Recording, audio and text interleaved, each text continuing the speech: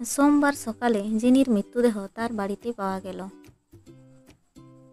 গোয়েন্দা মেহুল তার বাড়িতে উপস্থিত 3 জনকে জিজ্ঞাসাবাদ করেন। কন্যা: স্যার, আমি গত রাত থেকে আমার বন্ধুর বার্থডে পার্টিতে ছিলাম। কুক: স্যার, আমি প্রতিদিন সকালে শাকসবজি নিয়ে আসি, আজ আমি একটু দেরি করেছিলাম। দাসী: স্যার, আমি গত সন্ধ্যায় ব্যাক ফ্রাইড বিক্রিতে গিয়েছিলাম ম্যাডামের পোশাক নিতে, আমি কিছুই জানি না। ফরেন্সিক রিপোর্টে জানা গেছে যে গত রাতে জেনিকে হত্যা করা হয়েছিল। দৃশ্যটি বোঝা, আপনি কি অনুমান করতে পারেন যে কে হত্যাকারী?